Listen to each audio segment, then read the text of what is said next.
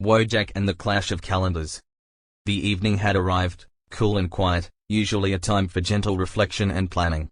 For a friend of mine, let's call him Alex, this peace was about to be shattered by the digital reality of his own meticulously managed life. He was winding down, casually reviewing his digital calendar on his tablet for the upcoming weekend, confirming appointments and mental notes. He scrolled past a few familiar events, a dentist checkup, a reminder to buy cat food, and then, his finger froze.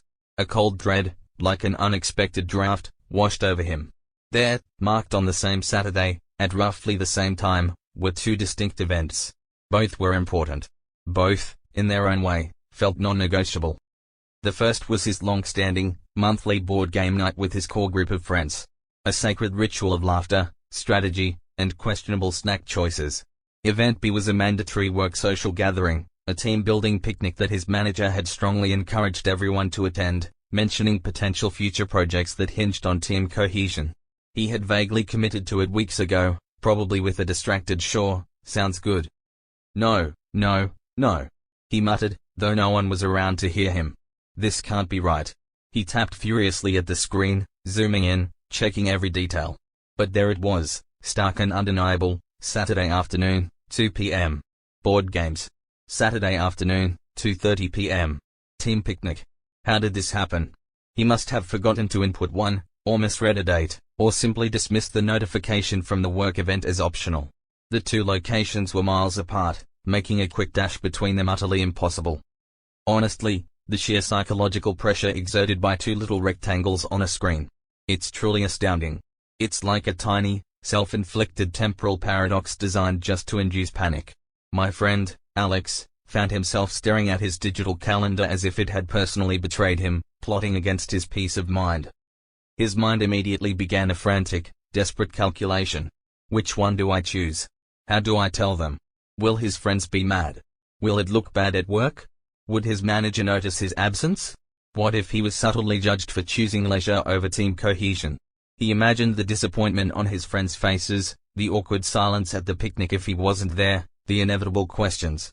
He pictured himself trying to physically be in two places at once, a sweating, flustered mess, teleporting between a board game table and a picnic blanket, all while trying to remember which persona to adopt. He frantically checked his other calendars, the one on his phone, the shared family calendar, even a crumpled post-it note he'd stuck to the fridge, all confirming the grim reality. He weighed the types of obligation.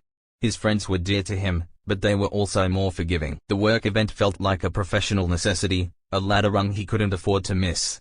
But ditching his friends felt like a betrayal of a much deeper, personal bond. He thought, is this managing my commitments? Is this balancing work and life?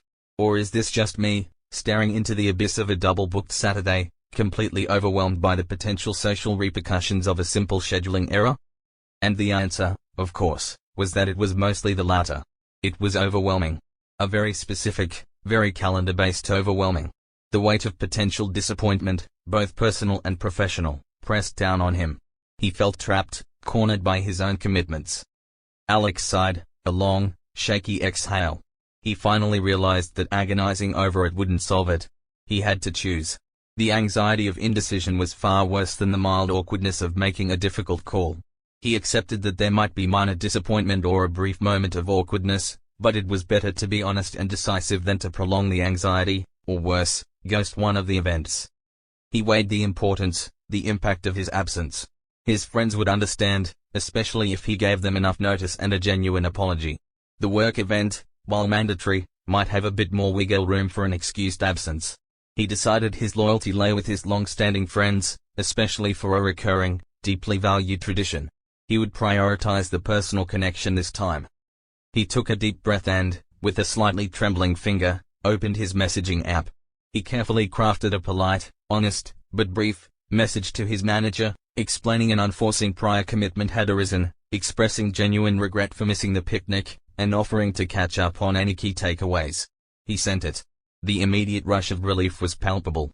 The anxiety, though not entirely gone, he still felt a pang of guilt and a slight worry about how his manager would react, was significantly diminished by the act of taking control. He then messaged his friends, confirming his attendance with renewed enthusiasm. He accepted that sometimes life throws these logistical curveballs. Handling them gracefully, even imperfectly, was the best one could do. His calendar was no longer clashing. It was aligned, at least for now. And as Alex, my very diligent friend, drifted off to sleep that night, the phantom dread of the double-booked Saturday faded from his mind. He didn't dream of frantic teleportation or disappointed faces. He dreamed of quiet calendar entries, and making tough choices with integrity, and the blissful feeling of realizing that even the most tangled schedules can be untangled with a clear decision. Sleep now. And may your dreams be refreshingly free of clashing appointments, and full of perfectly clear plans.